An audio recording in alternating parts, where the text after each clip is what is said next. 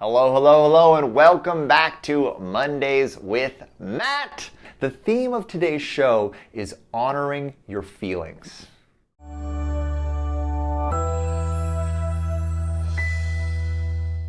My name is Matt Shaffer, and I am a transformational speaker and coach for women. I am so passionate about what I do. I coach women around empowerment, connection, relationship, and I absolutely love it. I absolutely love it. And this is my weekly show, Mondays with Matt. This is my weekly show on personal development, transformation, leadership, love, relationships, connections, all the things that make life worth living. And I come to you every week and share what I'm learning about in real time with you. And for those of you watching on YouTube, welcome to my YouTube channel. So happy to have you here. Take a second, hit that subscribe button. I'm always uploading new stuff, and I'd love to have you as part of the tribe. This show is going to be interesting because I don't think there's anything more important than what I want to talk to you about today, okay? And that is honoring your feelings. What do you think I mean when I'm talking about honoring your feelings? I want you to start off by asking yourself right now, what is your role with the way that you feel in your life? Today we're going to talk about a subject that I don't think people talk about enough, and it's their relationship with their feelings. So truly, I want to ask you, because this is a conversation, right? What is your role with the way that you feel in your life? Do you have a healthy relationship with your feelings? Or are your feelings a liability? Are your feelings a weakness? Are your feelings an anchor? Are they a distraction? Or are your feelings something that you harness? Ask yourself that. How do you interact and engage with your feelings in your life? Amy says, not being controlled by them and listening to them. That's really important, right? Because isn't that an interesting thing that we do so often? We allow ourselves to become controlled by our feelings. What does that mean that we're doing? It means that we have become reactive. It means that we are reacting to our feelings. It means that we are identifying with our feelings. So we are allowing our feelings to take the wheel in our life. And is that a dangerous thing to do? Give me a 1 if it's dangerous. If you think it's dangerous to allow your feelings to take the wheel in your life. Because when we become reactive, it means we just start reacting to our feelings as they're coming up, and we're just in this, we go into this state of autopilot. It's a type of autopilot when we just allow our feelings to take control of our behavior. It's real dangerous, isn't it? And where is this most common? It's most common when we're being triggered, right? It's most common when our wounds are coming up. It's most common when the situation that we're dealing with becomes really intense, and when the situations and the things we've experienced in our past comes bubbling up to the surface, isn't it? It's hard because I know how powerful and how really deeply resonant those feelings are and how real they feel in the moment when we project onto a person all the wounds of our past. Our feelings become a very powerful force, but here's the thing, when we're looking at our relationship with our feelings, it is not honoring our feelings to make them the primary, ultimate, driver in our life. We cannot be continually reacting to our feelings and just letting them run the show, because if we do that, we will be allowing our wounds, we will be allowing our triggers to run our lives. Because so often the feelings that are coming up for us are feelings around those wounds, around our triggers, around our pain body. They can't be allowed to run the show. Are you with me? So just because we don't want our feelings to run our lives, we don't want our feelings to control our lives, it is so important that we honor our feelings by listening to them, and that we do give them a great degree of importance in the way that we govern our behavior. Because our feelings are always trying to communicate with us. Our feelings are incredible teachers. Our feelings are incredible guides. And I want you to not try to suppress your feelings, to not ignore your feelings. But here's what I want you to do. Rather than react to your feelings in an automatic, unconscious way, I want you to respond to your feelings. I want you to respond to your feelings because I want you to understand that your feelings are feedback. Your feelings are feedback to you. Your feelings are information, right? Your feelings are trying to tell you something in your life. And your job is to take in your feelings, to experience them, to witness them, and then to ask yourself, what are my feelings trying to show me right now? What are my feelings trying to teach me? What wound are my feelings trying to bring my attention to right now? Because that's what your feelings are. They're guides. They're signposts. They're saying, hey, here's something that we get to look at. This feeling is coming up right now. This feeling around this person. This feeling around this situation. This feeling around myself. Like if you're feeling deeply scared about something, if you're feeling a ton of fear about a new relationship, around a new job, around a person in your life, where is that fear coming from? That's what your job is. Your job isn't just to feel the fear and then run away from that person. But your job is also not to just suppress that fear and ignore it completely. But can you look at your feelings with curiosity, no matter what they are, no matter how good or bad they feel? Give me a 1 if that resonates with you, if you can relate to that. And if there's one thing I want to just, as we start to dig into the subject, the one thing I want you to understand is that in no way should you ever suppress or stuff down or ignore your feelings. That's never the answer. Your feelings are here to help you. Your feelings, no matter if it's joy or if it's panic or if it's anxiety or if it's pain or if it's fear, whatever it is, all of your feelings are here to help you. All of your feelings are here for a reason. And your job is not to try to suppress a feeling, or is it to give your feelings complete autonomous control over your behavior. Your feelings are, though, a primary guiding factor in your life, and a primary source of learning, and a primary source of intuitive support for you in your life. So it's looking at the role of feelings and to recognize and honor them. And the way that we honor them is by allowing yourself to experience them. So what happens when you feel something? When you feel, especially something that maybe you don't want to feel, what do you have a tendency to do? I'd love to hear from y'all. What do you have a tendency to do when you experience deep, powerful, profound feelings in your life? Do you respond or do you react? Do you suppress them or do you just give them the wheel and say, all right, well, I'm feeling like shit, so now I'm going to make everyone around me feel like shit, or I'm just going to run away from this. I'm feeling scared about this person, so I'm just going to bail on them. What do you do when you feel? Jean cries. And that's beautiful, Jean.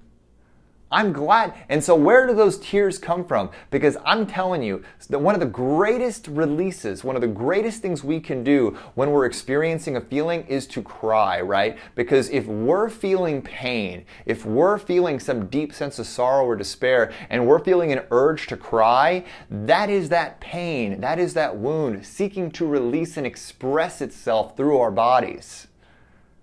And what a beautiful gift, how deeply we're honoring that experience by allowing ourselves to release it.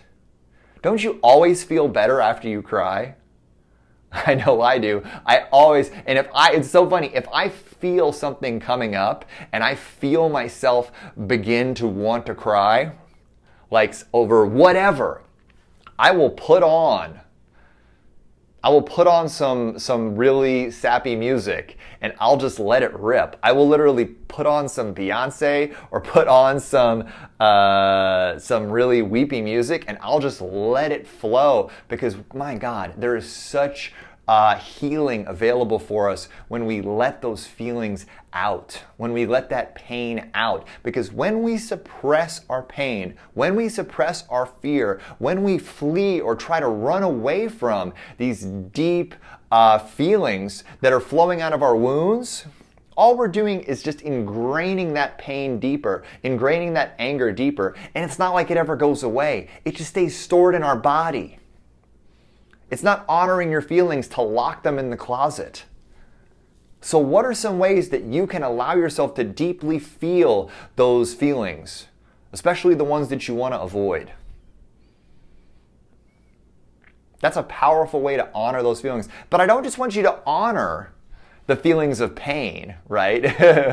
I want you to be able to honor all the full spectrum of feelings. So when you're feeling anxiety, right? When you're feeling anxiety, like really asking yourself, instead of being like, oh my God, I'm feeling anxiety, I want to run away from this. Can you look at anxiety with curiosity and say, where is this anxiety coming from? Where am I feeling this sense of not being in control? What is this here to teach me? And what breakthrough is available for me in the way that I'm managing my outlook, in the way that I'm seeing the situation, right? If there's a situation causing you anxiety, like where am I getting overwhelmed by this? Where do I feel like I'm losing control? And how can I shift the way that I see this situation in a way that's going to reduce this anxiety for me, right? Give me a 1 if you recognize what I'm talking about, and if you can understand that it's really like you can release fear, you can release anxiety by looking at it with curiosity, by embracing it, by leaning into it. Are you with me? Mikkel says, interesting, I have been so self-conscious about my crying for most of my life. And so many of us are. So many of us were taught, both men and women were taught, that crying is weakness, that if we're crying, there's something wrong with me. It's so funny, I actually have a personal story about this. I think it was probably 3 weeks ago, I had been creating content for my second course, Mastery of Magnetism, and I was really, really, really exhausted and really, really stressed out about it because I put a lot of pressure on myself, and I felt myself need to cry. Like I felt myself like get so overwhelmed that I was and I had been holding it in for weeks and weeks and weeks and just pushing through it and creating content, and all of a sudden I felt this I was like, oh my God, I'm gonna blow. I'm finally gonna get to let this out, right? And I was excited about that. And so I put on some music and I put on some Adele. Adele is like my ultimate go-to if I want to cry. And I put on some Adele and I just started sobbing, and it was just weeks of built up tension just like flowing out of me like a torrent, right? And my dad, who stays up late every night because he's a night owl, right? He hears me sobbing and he comes in and he's immediately like, Matt, what's wrong? What do we need to do? He immediately starts trying to fix it. And I'm just sitting there with tears flowing down my face like, no, Dad, there's nothing wrong, man. This is good. It's good. It's good that I'm crying. Crying, it's not a problem. It's not an issue. But that's the knee-jerk response that so many people have, right? Is they see somebody crying and they're like, oh my God, I need to get this person to stop. That's not honoring that feeling, right? Whatever that person is experiencing, it isn't necessarily our responsibility to try to take them out of their experience. You know what I'm saying? Because it's not just about honoring our feelings, it's about honoring the feelings of others. How many times have you in your life, especially in relationship, felt like the person who was seeing how you were feeling didn't honor your feelings, they just tried to fix them? Give me a 1 if you can relate to that. How many times, especially if you're a woman, right, and you've had a man in your life where you're feeling, and you're feeling a certain way. You're feeling upset, you're feeling anxious, you're feeling scared, and you're in that experience, and all you want from a man, right, is to have him be present to how you're feeling and ask, right? Ask why you're feeling this way, to give you that sort of curiosity, to give you that sort of respect, and then to ask the kind of support you need. And instead of him honoring that for you, all he tries to do is fix it. Or he just ignores it completely. So isn't it interesting? I got a lot of people giving 1s over here. Yeah, and because that's very common with men, because men do not generally, we're not good at dealing with feelings, we're not good at dealing with our own feelings, and we're definitely not good at dealing with the feelings of other people, especially of women. Right? That's why it's so important for you as women to really give men the opportunity and help guide men into the understanding of how you want to be supported. We need the help. You are the conductor of the emotional and communicative aspects of your relationships, right? So if you want a man to honor your feelings, if you want a man to show up for you emotionally, you're going to have to guide him into an understanding of how to do that for you specifically, because a man's default when he sees a woman who's upset is A, to blame himself, and B, to try to fix it, or C, to run away from it. Because we're not comfortable, generally speaking, we're not comfortable with feelings. We're not comfortable, especially with seeing a woman who's in pain, or a woman who's in her heart, right? Because for us, for most men, that is an alien experience. We don't understand what it's like to drop into our heart and allow ourselves to feel, because men are conditioned not to feel. Men are conditioned not to allow themselves to have a deep and powerful connection to their heart. Men are conditioned to honor their feelings. We're just not. It's real, and it's unfortunate that that's what's been culturally conditioned into us. And so much of my own growth has been around learning to really look at and honor the way that I feel, and to not just try to fix it. To not just try to stop feeling bad if I'm feeling bad. And this is another great way to honor our feelings, is to stop judging our feelings. Right? Don't we have a tendency to judge the way that we're feeling, as in, these feelings are good and these feelings are bad, right? But here's the thing, sometimes feeling good because you're in connection with a toxic person isn't actually good. It's codependent, right? Or it's enabling, or it's like an addictive, unhealthy type of good feeling. So just because you think a feeling is good doesn't mean that it's good. Right? Just because you think a feeling is bad doesn't mean that it's bad. So what would it look like for you to remove all judgment from the way that you're feeling, and instead look at all of your feelings as feedback, all of your feelings as lessons, all of your feelings as guidance? And instead of avoiding some feelings and favoring other feelings and chasing some other feelings, just really be a witness to the way that you're feeling, allow yourself to experience it, and then learn from the feelings. Release your wounds. Enjoy the pleasure of your life. Mine deeper into it. If I start feeling good, and this is what because you also have momentum, right? And the way you can, if you're feeling good about something, how can you take this good feeling and then leverage it and build off it, right? If I have a thought that leads to me feeling great about something, like if I check my YouTube channel and I see that I got, 500 subscribers the night before, and I wake up and I'm like, oh my God, that's so amazing, right? Then I'll work off of that feeling, and I'll try to springboard off of that good feeling into feeling even better. I'll ask myself, what's a better feeling thought from here? I'm like, wow, I just got 500 subscribers last night. What's it going to look like when I wake up and I've gotten 5,000 subscribers one night? How cool is that going to be? What's it going to look like when I have an audience of 100,000 people on YouTube, or 1 million people? And I'll take that 500 and I'll just springboard off of that. So just as we look at our feelings that are, painful with curiosity, and we look to see how we can use those feelings to heal, how can we take our positive feelings and use them to build momentum in our lives? How can you honor those feelings of joy and jubilance and excitement, and just allow ourselves to be present and fully savor them? You see what I'm saying? I like to take those positive, powerful feelings that I have and use them like rocket fuel to propel me into whatever it is that I'm taking on in my day. That's honoring those great feelings. And look at where they came from, and where can we get more of that in our lives?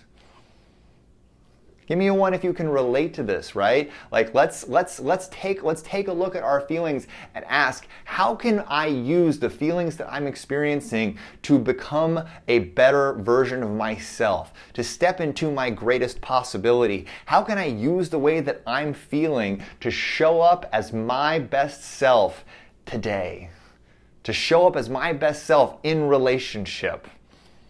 And how can I help the people around me understand how to honor the way that I'm feeling?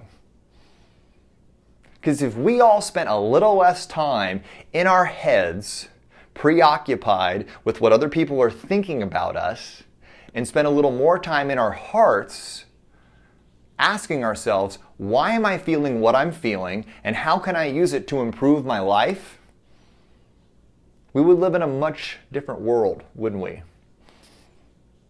If I looked at the person that I'm in relationship with, right, and I, instead of asking myself, I wonder what she's thinking right now, and I wonder how it applies to me, if I was able to cut that off and instead ask, I wonder what she's feeling right now, and I wonder how I can support her in feeling even better.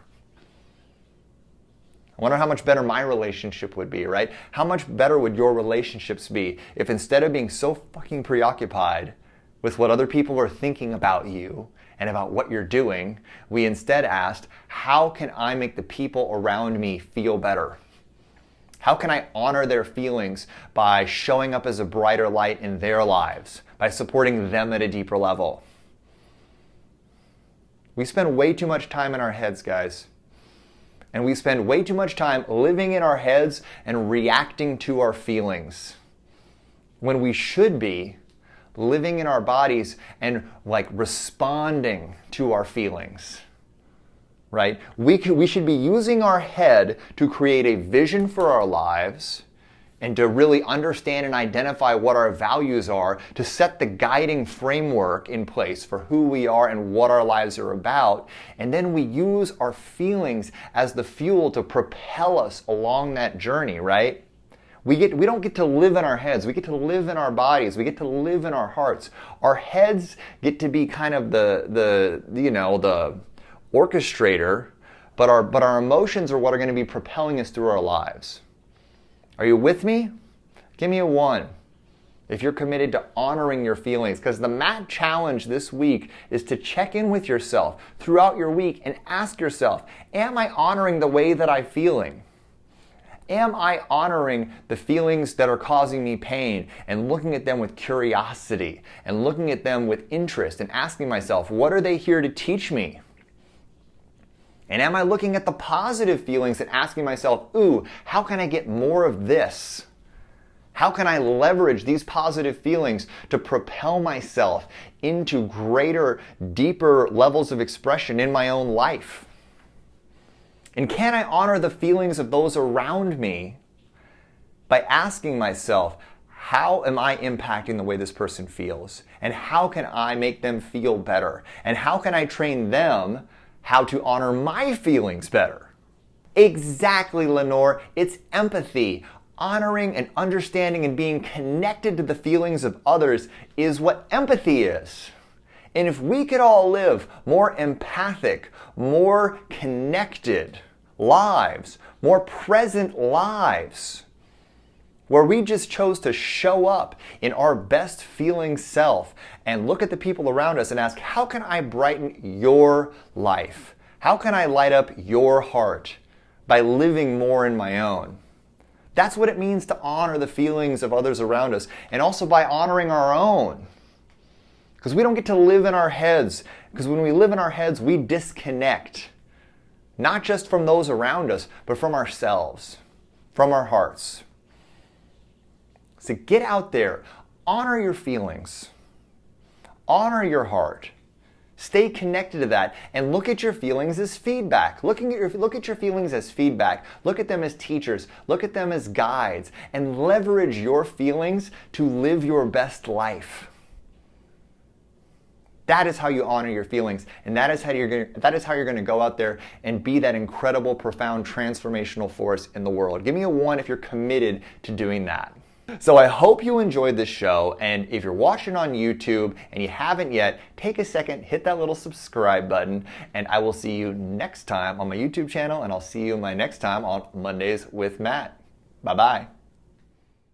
Before you go, take a second and click the link in the caption or comments for a training I've created that I guarantee will help you transform your life in so many ways. I hope to see you there.